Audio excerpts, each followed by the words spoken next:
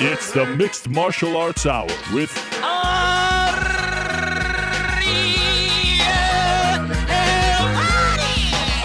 The Mixed Martial Arts Hour back in your life on this Monday, October 19th, 2015. Hello again, everyone. I'm Ariel Halwani inside our New York City studio. A great show planned for all of you today. A relatively quiet weekend in the world of mixed martial arts, but things are really ramping up. WSOF had a show on Saturday. We'll talk about that a little bit as my computer is playing back the feed. This is a big day for me, by the way. October 19th, 2007, I launched jerrypark.com, my very first MMA website. I started with a Kurt Angle interview. Thank you to the guys over at MMA History Today for reminding me of that milestone. So it seems like every week we have a milestone to celebrate on this show, and I'm excited about this show. Can you keep it down over there? We're trying to do an intro. Our guest is in studio, and he's already throwing me off my game. Okay, what do we have to talk about on today's show? Let's waste no time because we have a lot to get to, including an in-studio guest right off the bat. How about that? At 4:05, we're going to be joined by CM Punk. CM Punk is going to stop by at 4:05, talk about his latest news. 3:25, we'll talk to Nick Newell, who retired out of the blue on Saturday night in the WSOF cage. At 3:05, we're going to talk to Faraz Zahabi. Busy week for the head of TriStar MMA, Sage Northcutt there. Joseph Duffy main eventing on Saturday. GSP, is he coming back? What the heck is going on? So we'll talk to Faraz at 3:05. 2:45, we'll talk to Yoel Romero from Florida. He has a big fight at UFC 194. 2:25, we'll talk to Patty Houlihan, who is the co-main event now against Luis Smolka. 2:05, Rick Hahn is going to stop by. He has a big announcement, so looking forward to that. And at around 3:45 or so, we'll take your questions and comments. Just came back from New York Rick's wedding on Saturday. I have a full report to give to all of you, so stay tuned for that. But first, let me remind you that the MMA Hour is brought to you by Assassin's Creed Syndicate. There it is, Assassin's Creed Syndicate. Thank you very much to them for their support. Great to have you on the team. Speaking of the team, here he is, our team leader himself, Mr. Chris Weidman, the UFC middleweight champion, is in the house. And I got to tell you, back before you became champion, Chris, it was so easy to get you here. You were almost begging me to come on the show. Now it's damn near impossible. Only when you have a big announcement, which we will be sharing later on in the program, can I get you out of Long Island to join us. So thank you for joining us. It's still an honor to be here. I feel like it's my first time. Well, every time. And if you can talk closer to the microphone. Sorry, sir. There you go. Sorry. I'm very nervous. This is the show, by the way, that sort of made you. You were introduced to the world on this very program, remember? Yes, I was. Vellante was fighting in Strikeforce, and I was his sidekick. And it was a very nerve-wracking. I was pretty much the guy on the show that you didn't want here. You're like, why is this guy on the show? And I don't know how we got that, but I think I called you Chris Weidman. Probably. Yeah. Like a lot of other people. I still get called Chris Weidman. You dropped the nugget on that show that you were dealing with a rib injury, and then like 2 weeks later. No, that was like 3 days later, I think. Yeah. Well, 2 weeks later you made the debut. Yes. You got the call a couple of days later. So I was just hoping not too many people were watching MMA Hour, and I was right. Not too many people. Nobody really caught that. Most importantly, Alessio Sakara did not watch. I don't know. He was going hard on the liver shots. He was really going hard to the rib. So maybe he did watch. He might have been the one. When is the last time you watched your debut with that god awful haircut? What was going on there? Oh man, don't. It was a hard fade. In Long Island, we have strong loyalty to our barbers. So I will never. Actually, you know what? I will, because that was a different barber. I went to a different barber. I was in a weird time.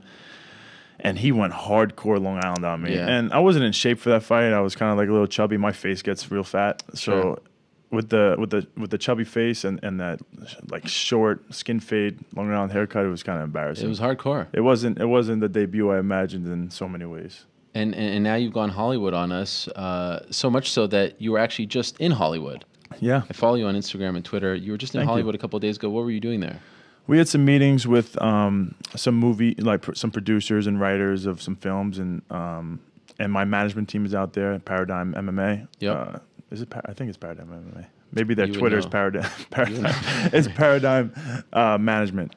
But we were out there with those guys. They're amazing, and we just getting some work done. I was with Brad Slater also. He's my entertainment The infamous. agent. Yes, the infamous. He does Ronda Rousey. He does The Rock. He's really the guy to have, and I'm lucky enough to have him. Any movie opportunities coming up? Yeah, there's some things that I had some great meetings, met some really good guys. and they're looking forward to doing something with me. Do you get the sense that they know who you are now? Because you know how it is. Like some people, everyone knows who Ronda is, but just because you're the champion doesn't mean you're a household name. You've been champion long enough. Do you get the sense when you go to these meetings that you have to explain to people who you are and what you've accomplished, or do they know you now? If they didn't know, if they really didn't know, they researched before I got there. Okay. So they know what you've done. Yeah. They're not going to just take me in if I was just a normal guy just trying to get into a movie. So they know that there's something different about me. That's why I'm on the show. That's why I'm in their office. So they know. Any movie parts you can talk to us about? Have you ever been in a movie? Like even one of those low I don't budget? know. I don't know the legalities of talking about the movies I could possibly get into. So I don't know if it's not smart for me to talk about. That's probably for the best. Yeah, and nothing is definite, but it was really good meetings. Have you ever been in a movie, even one of those like straight to DVD ones? No. Nothing. No, I've had some amazing opportunities to be in some of the very low budget ones. But you would call those amazing opportunities? I didn't take them. I was just kidding. Okay. Being a little facetious, but I know a lot of people jump into them, and you kind of want to earn your spot in the acting, just like anything else, and start from the bottom and build up. But I have an amazing opportunity with, like I said, Brad being represented by Brad Slater. Longo's been in a few movies. Oh yeah, Lily of the Feast. Lily of the Feast is huge. Have you seen it?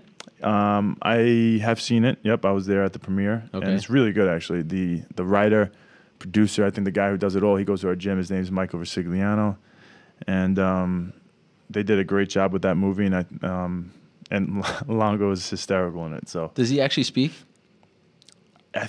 You don't see his lips moving. Like you see him in the movie a bunch of times.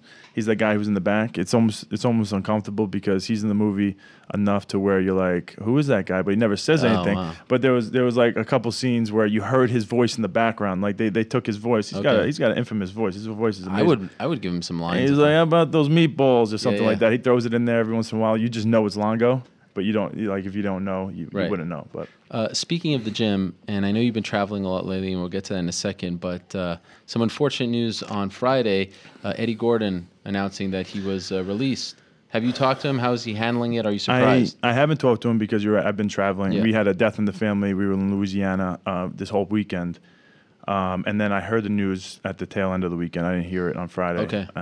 But I have to text him and call him because it's crazy because he didn't know he was being cut. None of us thought he was. We knew he was going down to 170. So I thought the UFC was going to give him another shot down there. And then he's been looking really good in sparring and he's been working out with Vellante, getting Vellante ready for his fight. Okay. And he's been looking great.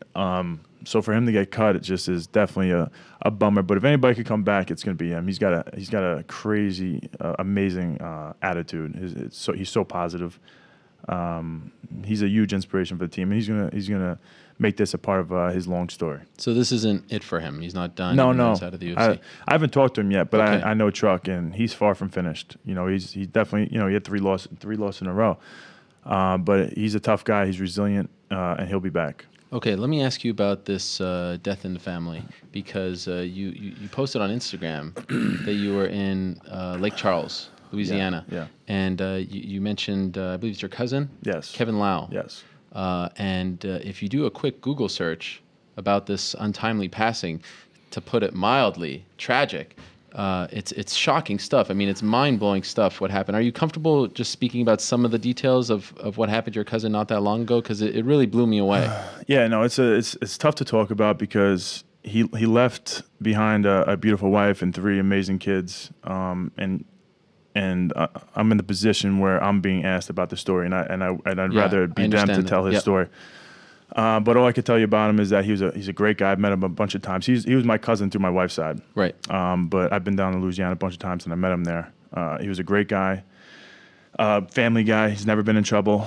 And he had just one bad night, and he ended up getting shot. I mean, they shot over 60 times, shot by the police. So I think it's important to remember him and celebrate his life for what he was, which was a good guy. He was a guy who was involved in his church. He was an amazing family guy. He was very his family was always together and doing family events and supporting each other.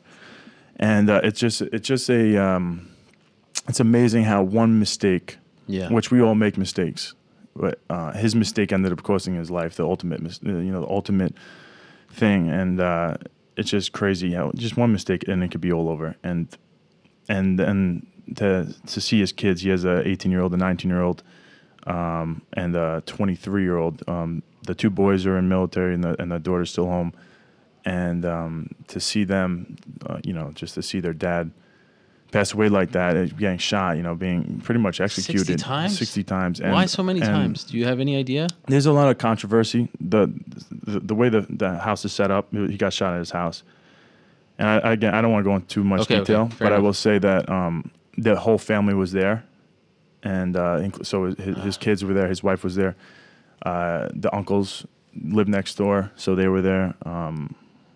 Cousins were there. There was a lot of people there because they were out that night. They were all having a good time. They went to watch one of the girls, his daughter's boyfriend, playing a band. So all having a good time. They went back to their house and they're all hanging out. And it's the first time that cops were ever called to the house, and basically he ended up, getting shot to death. But it was tough to be there and to see everybody going through such a tough time. They're doing surprisingly well. I think everybody's in shock still. How's your wife?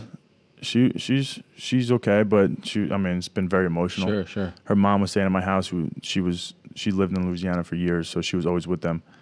So I was in the thick of things. Yeah. I was with the son. We took the same plane to the airport. Took the same plane from Lake Charles to Houston. Okay. So. I was with the family the whole time, yeah. So it was just a surreal situation. I think everybody's in shock. But there is a lot of controversy in the story. Yeah. If you read the reports, they're saying certain things that the whole family witnessed didn't happen. But I think the cops are covering their own butts. And I think I'll just leave it at that. Sure. Just one last question. And I'm just hoping that the state does a thorough investigation. Are they doing one? I'm not sure. Again, Okay. my main focus was to be there for the family, show my support, and focus on the great things he did in his life, and not let him be remembered for a guy who was shot by the police. Because your initial thought is that this guy, he got shot by the police, he must have been an ultra criminal. Because there's no worse thing to happen to you by police. You go to jail for life, you get shot to death. Those are the worst things that happen. And he had one of the worst things. So initially, your first thought is that this guy was a terrible person. The cops had to do what they had to do. But I want to remember this guy as a really good guy, family guy, who one bad night, one bad mistake led to his death, and then his family has to be left behind. So it's just it's a very tough time. Yeah, I hope. It'll never. And it's my first time close to a situation like this, and I initially would always think, and I just can imagine how many other families have been through something like this. Yeah. Where they're shot by police or shot to death, and they have to live with the fact that most people are going to think that person was a terrible person. Sure. And this has changed my thought process on it. If you Google your cousin's name, ABC News, there's a ton of mainstream media outlets that have covered this story. So they'll never fix it. But hopefully this doesn't end here and there's an investigation. So I'm very sorry for your loss. I send my condolences to your family, and I hope that they're able to rebound from this in the best way possible. Yep. Sucks. It's horrible. It blew my mind when I read about it. It was terrible being down there. It was an amazing trip, but it was just insane. You can't think of a worse way to. He has a mom who's there's nothing worse than watching a mother bury their son. Yeah.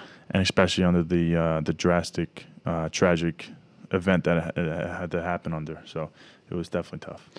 Always tough to transition from a story like that. Again, major condolences. Yeah, now you're gonna try to get me to smile and stuff. No, let's try to do that. Let's smile. You're a new dad once again. Yeah, so that's amazing. Yeah, so I have 3 now. Yeah, 3. It's been pretty crazy. My wife had a C-section, so I've been driving my other 2 to school every day to all their extracurricular activities and picking them up from school. And they have both 2 different schools and 2 different times that they get dropped off and picked up.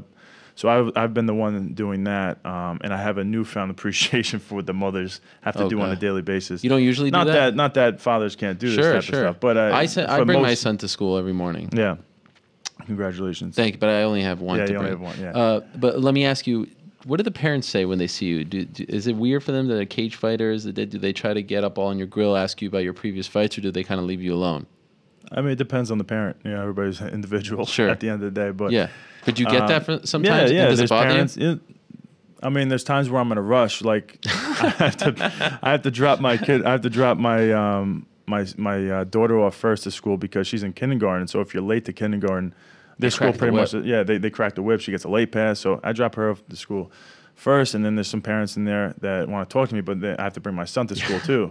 So I have to kind of rush, and then you don't want to be rude. So that, I mean, other than that, that's fine. But do you take your son out of the car? Of course. What are you trying to get me arrested? No, just, if I leave him in the car, I'm going to be in trouble. It's such a, it's such an ordeal to. Even if I did, I'm not telling you. Okay, fair enough. I tried to catch you. Look at him.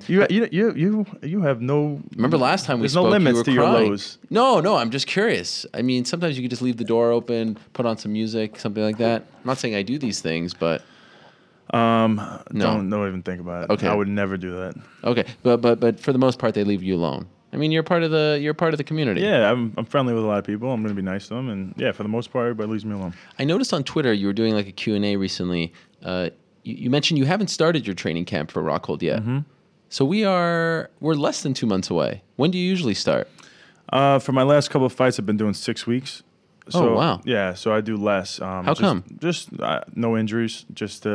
Because when I go into camp, it's very serious, and I'm working really hard, and that's all I'm doing. All my family has to, there's a lot of sacrifices that have to be made on my family side too. So 6 weeks is when it's all about me and my camp, and 6 weeks has been enough. I used to do 8 weeks, and by 2 weeks out, I'm already done. I'm like, all right, I just want to fight already. Right. So then for these last 2 fights, I kind of narrowed it down to 6, and I felt way better. I'm like ready to peak at the right time. Do you feel like you're over? And let's not say, like I'm training every day right now. Sure. I'm staying in shape and becoming a better athlete, working on strength and conditioning and different things. There's a lot of things we're working on, but my 6 weeks is when I'm gonna start training really hard. Do you still feel that pressure of going through a camp 100, or not 100%, you're never 100% healthy, right? But, as we talked about in May, you were kind of criticized for pulling out and being injury hit for some reason. Do you feel like you're over that hump, and do you still feel like you don't put your foot completely on the gas so that you don't get banged up too much before a fight? You know what I'm saying? Is it in your mind, or are you past that? It's in my mind 100%, but not because of what people are thinking. Yeah. It's because I want to get to the fight and provide for my family and go out there and dominate these guys. And so to pull out a fight is it's really a tough thing. So I hit the gas 100%, but you have to be smart about what you're doing. You don't just jump in there with random people that want to train with you. As a champion, and even as a UFC guys, everybody can relate. Anywhere you go or anybody that's around you, they all want to train with you, and they all want to kind of get a piece of you and go home with something to kind of brag about inside themselves. So you have to train with the right people that you don't feel like are gonna create a situation where you could get hurt because they have an ego. So it's very important to find good people, and I have great people and great training partners. Speaking of which, after a bit of a hiatus, you're back at Renzo Gracie's, right? Yeah, I've been going back there. I've actually worked with Mark Henry, Frankie Edgar's boxing coach, a bunch. Yeah. Is that new? Yeah, that's pretty new. We've done it a couple times now. So why? Just because I like to switch things up, and everybody has something to teach. And I think he's an amazing person. That's the first and foremost thing. Great guy. He reminds me of Ray Longo, somebody who he loves his athletes. He's going to do anything it takes to get them the W. There's nothing. He's not doing it for himself. So he's just great guy. And then also his boxing, what he did with Frankie Edgar has been amazing, and some of the other guys that he trains. And for my Vitor fight, it was a first round finish, but I didn't like that I got hit. I feel like that could have been a fight where I just completely run through him without getting touched. And so I was kind of pissed at myself and wanted to improve, just working on my hands. And he's more boxing than anything. So also working on my hands and just shop. trying to owns a really good pizza shop. You go all the way out to Jersey? No, I've never actually been there, but I've heard only good things. And so where do you train with him? At Renzo's. Okay, but why? So why are you back at Renzo's? Because of him? Well, it's just kind of like a meeting point. Okay. I still go to Renzo's, every once in a while. I'm going to be working with Danaher a little bit for this camp too. So I'll be at Renzo's probably once a week, maybe twice a week. For my Anderson Silva fights, I was there.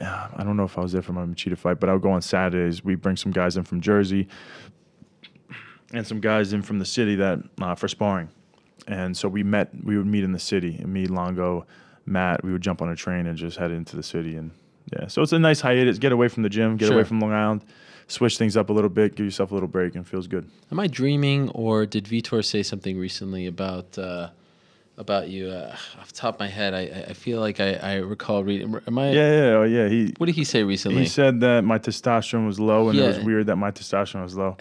And that's because I guess I was calling him out that his testosterone was really high, which it is. His testosterone was like a 500, then a 1200. Well, first off, the range is crazy. The other thing I learned is that you can't base testosterone off urine tests, which is what this is all based on. Yeah. But that doesn't make any sense that his testosterone would bounce that much in camp. And this is a guy who needed testosterone replacement, for such a long time because otherwise he would die. That's the words he said. So his testosterone would be 1200, which is just he's taking something to do that. And my testosterone I think was like 400 both times. And this is during a training camp. And my testosterone is going to be low during a training camp because I'm working out harder than I just work out really hard, so it's going to be lower. So for him to call me out is pretty funny. If my tests look weird at all, it's because I might be the only natural guy left. Do you feel that way? No, I don't know. I don't feel that way. But I'm just saying, if my numbers look weird at all, it's because I've never taken testosterone. Right. And this is what a 31-year-old guy is going to look like if he's training hard. Right. So if these other guys' testosterone's up in there, I'm not gonna call him out on it. But Vitor, I will, because that just is insane. But do you believe he was on something for that camp or for that fight? Oh, he was. There's no way your testosterone is at 1200 at 38 years old. That's just insane. But then the other thing is he's not failing because the way they test is through the epitestosterone to testosterone ratio, which I found that you can manipulate.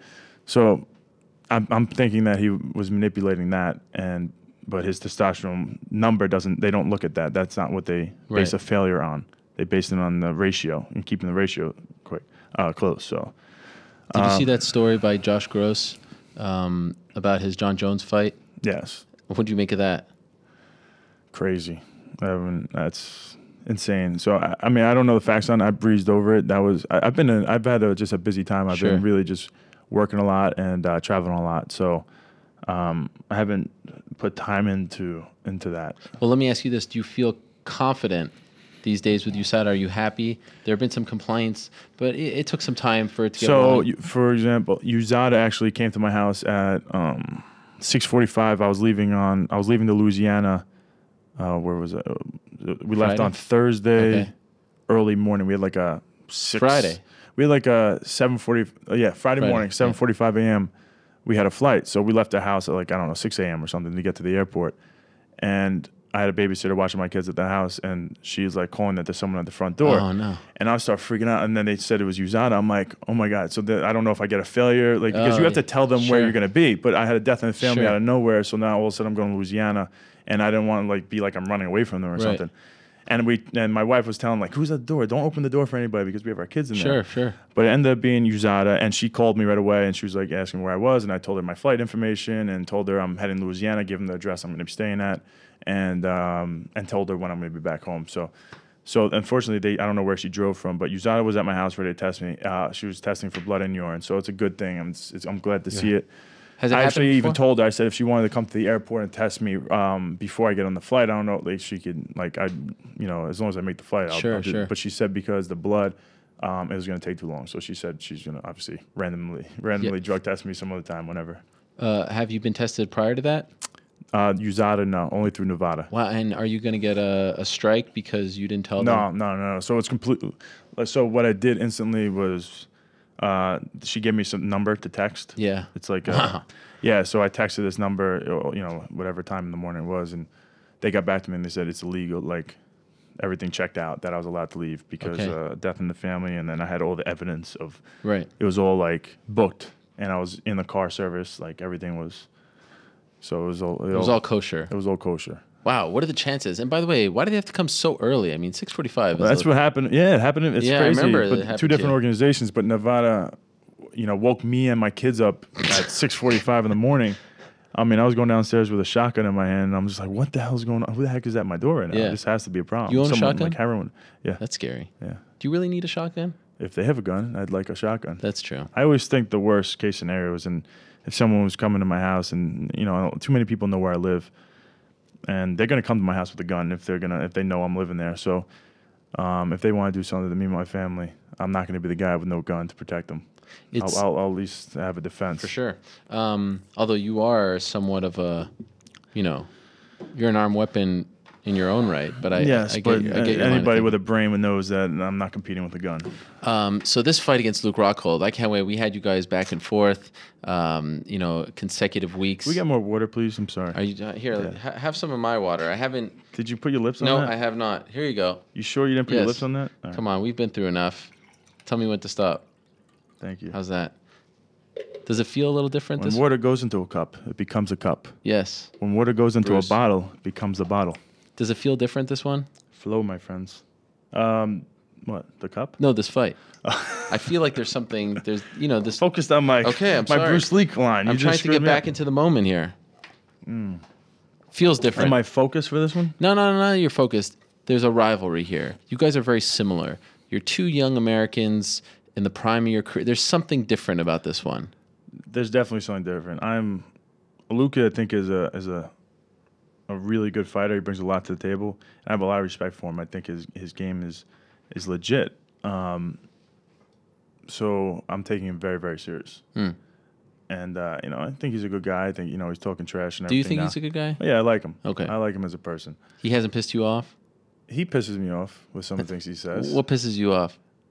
Well, it doesn't piss me off enough where I'm going to remember it. So nothing bothers me too much. At this point, I'm pretty thick-skinned. I got enough going on in my life where it's if anything bothers me, it might be for a couple of minutes and then I forget about it. But I think God blessed me with attention deficit disorder, so it kind of just gets me off onto something else. Do you feel like he's it's a blessing cocky? in disguise? Oh yeah, he definitely has a cocky attitude, which you need to be a good fighter. So he has a little cockiness and. He thinks he's going to beat me, which I think he's wrong. So then you could say I'm cocky too. He said he came to Long Island and people were telling him. Did you see that when he posted a picture? Yeah. And people were saying. Let me tell. So the appearance he did in Long Island, the two appearances, he could thank me for both those appearances. Really? Because both those appearances, they offered it to me. Oh. And I turned it down. Wow. And I think they were getting back at me for having them there. So congratulations, you made a couple $1,000s because of me. So he got your welcome, sloppy Luke. seconds. He got my sloppy seconds. So I hope he feels like used. And then he came out and said that people were coming up to him to say it was probably those people that tried to book you. Oh yeah, that guy. Bad news. Don't. I don't like to talk about people too much, but sure. Man, that guy did some dirty stuff. He actually came up. He came to me at an appearance I'm doing in Jersey, and he asked me. He just came out like a fan. I didn't know who he was, and he came up to me. He was like, "How much you get paid for these certain things? These things?" I'm like, "Well, it's a personal question." I didn't say it's a personal question. Right. I'm like, we did pretty good. Whatever. Sure, I just tried to brush it off I usually would. He was like, "No, but how much you get paid?" And I was like, he really caught me off guard, and I gave him a number. And he's like, "Well, your management told," and I know he was like, "Your management told me that I have a gym, and they're telling me that this is what they're gonna charge." I'm like, "Wow!" So he just came to my face and tried. I was like, "Well, every appearance is different," but he was very in my face. Yeah, and then we still were like, ended up. I didn't want to do an appearance for the guy. Like a guy who comes to me like that and kind of catches me off guard and tries to get information from me like that was kind of like I don't want to call him out any names, but I didn't like it. It's aggressive. Yeah, it's very aggressive, and I didn't like it. So I didn't care how much money he was going to offer me at that point. So Luke actually probably made some really good money on that appearance, and I'm happy for him. He deserves it. He's a hard worker. He came to my land, and he made some money. So good for him. Wow. Of all places to come, Long Island, and then to say that people were coming up to him. Oh, he can say what he wants. That's fine. What about New York, though? What about New York? We're in New York 23rd. Right now. You're a Jersey guy now. I want to let everybody know. We don't talk about this. For Ariel, we don't talk about Ariel is no longer a New Yorker. Don't tell people. So don't let him do that. He's a Jersey guy now. Okay, listen. Jersey Shore. April fist pump. Yes. We don't pump gas, we pump our fist. HGH. Muscle milk. April 23rd, do you think it's going to happen? That was my guy. Ignore that. Hey, you don't talk in my ear, guys. It's very disrespectful. They were telling you not to divulge my personal information. Do you think that MSG will host the UFC event on April 23rd? You know what happened to Man Authority farted? He crapped his pants. So I don't think that much. I don't want to think about it. That is the greatest. Who taught you that one? High school football coach. Wow. It's like when you're doing something and you went off sides or something. You're like, you thought it was a different play, and you're like, I thought I was. He would just interrupt you. You know what happened to the Man Authority farted? And then he wouldn't say crappy pants. He'd say the S word. I don't like to curse too much, but. So you have not thought about this for 1 second. The UFC has come out saying that they're going to take this to listen, court. December 12th. That's all you care about. December 12th is all I'm thinking about. Luke Rockhold, he's a great fighter. He wants my belt, and I'm not going to let him take it. So but knowing that it's out there, you got to get there as champion, right? Oh, yeah, that's. You don't think about that. That's going to happen. Is there a chance that they do you versus John Battle of New York if that's the first show, or do you think at this point it has to be Cormier versus John? Does John Jones want that tough of a fight? His first fight back? That's the question. Have you seen him? No, I haven't seen him. You don't follow him on Instagram? I do follow him on Instagram. He looks big. He's in shape. Oh, he's jacked up right now. Yeah. What do you think? What do I think about? What do you mean? Do you think that they would go and book the New York super fight at MSG, or does it have to be because you have Jacare and Romero? I have to do my job on December 12th, and then we'll see what happens. Who knows? It could be a who knows what it could be. You got Yoel Romero, you got Jacare trying to fight for a belt. Maybe me and Luke is a crazy fight, and I win, obviously, and then we have to do a rematch. Maybe people want to see a rematch. Right. I mean, who knows what the future has in store? It would be something. It will be something. It would be nice for you to fight at least once in your UFC career on the East Coast. Forget New York. You're always on the West Coast. Crazy? I know. Although you seem to have good luck on the West Coast. It just seems a little weird. I feel like you would have a lot of fans, even if they do you in at a Prudential Center. Yeah, no, I would love to. It's just that some of the bigger fights I've been in, are usually in Vegas, so it's there. But I can't wait to be on the East Coast and have my East Coast people out there cheering for me. It would be nice. Yeah, that'd be really nice. So you have some personal news, some exciting personal news. Well, I had a baby. You had a baby. That to my family was not really exciting. Well, that wasn't. Something's been bothering me as of late. It's really been bothering me since around December, and it has finally been rectified. And we're going to explain what has been rectified after a very quick break here. So we're going to rejigger. Really? Yeah, we're going to rejigger the studio here and welcome in a third guest, actually a second guest, a third man in the studio. Is Fedor here?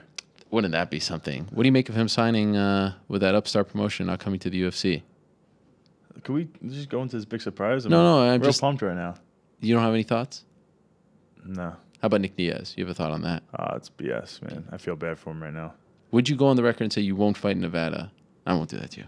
I got a fight coming up. Exactly. They will make your life a living hell. So we have a nice personal announcement for Mr. Chris Weidman. Finally, a wrong has been righted. And we're going to welcome in a third member into our studio in a matter of moments. But we have to take a quick break to, as I said, realign the studio. So you know what we're going to do? We're going to go inside the vault here. We're going to go to June of 2011. We're going to go to UFC 131. That's me and Tom Lawler? No, that's 139. Jesse Bongfeld. Oh. You beat Jesse Bongfeld in Vancouver, British Columbia. This is the first time we ever did a post-fight interview. So we're going to take a look at that clip inside the vault, and then we'll be back. The first time? Okay. Post-fight interview. Okay. At an event, because I was working for Versus when you fought in Kentucky, Cool. so I couldn't talk to you. Gotcha. Anyway, here it is. Here's that clip inside the vault, and then we'll be back with Chris Weidman and a special guest right here on the MMA Hour. Ariel Helwani post-fight at UFC 131 alongside Chris Weidman, who defeated Jesse Bongfeld tonight via very impressive standing guillotine choke. And I heard that's kind of a go-to move for you, right? Yeah, it's definitely one of my. I hit that in the Abu Dhabi trials once on some really good guy. So I guess it's a go-to move. I'm pretty good in the front headlock position. So yeah. We don't see that often in UFC fights. Talk to us about how you set it up. I mean, I hit a big knee, and it hurt him a little bit. He went for a takedown, and I feel pretty comfortable there where I don't have to, sprawl. I feel comfortable with different types of chokes and whatnot, and it ended up working out for me. But I'm a taller guy, so I think the standing guillotine works for me pretty good. And, it's interesting because after your last fight and your UFC debut, we talked about how you weren't all that happy with your striking. You looked a lot more comfortable out there. Would you agree? I agree. I mean, in the beginning, it was a little sloppy. He comes out real sloppy in every one of his fights. So I knew no matter how much I wanted to make this a pretty fight and, make people, look at me like I'm an impressive, stand-up fighter, ground fighter, I knew it was never going to look the way I planned in my mind. So I was prepared for that, but he caught me a little off guard, and I was happy with the way it turned out, obviously. But I was impressed that you threw a head kick. That was your first strike of the fight.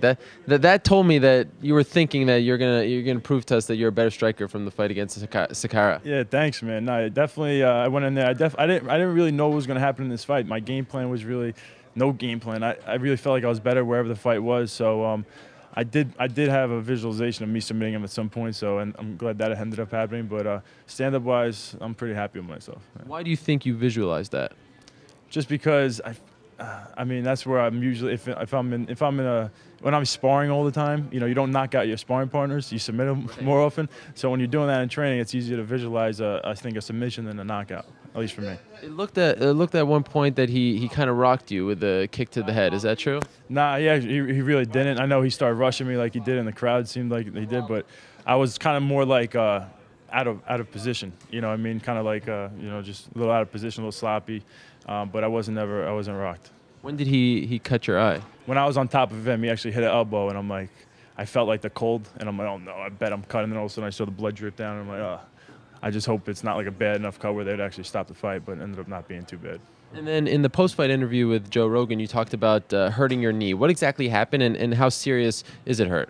Well, it's not hurt all right now. Since I was a 10th grader and wrestling throughout my whole life, you gather different types of injuries, but one of them was always, for me, my meniscus, my lateral meniscus would pop into my joint, and I'd be able to strain my knee and pop it back into place. And then as I got a little older, it wouldn't pop back in, so I had to get a couple surgeries because of that. It would be like emergency surgery. My knee wouldn't go back in. I couldn't stand, couldn't walk. So during this fight, when I was on top of him, I felt that my knee got locked out, and I was trying to pop it back into place while I'm fighting, and I'm like, oh, this thing better go back in. You got to be kidding me. And because if it did stay out of place, I wasn't going to be able to get back up and fight. So it was definitely All right, back on the MMA Hour. You can see the rest of that interview if you missed it 4.5 years ago on my YouTube page. That's me and Chris Weidman back in June of 2011.